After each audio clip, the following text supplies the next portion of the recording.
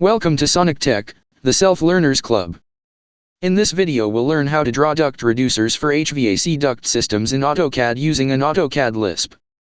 First, load the Lisp. Enter Upload and choose the Lisp.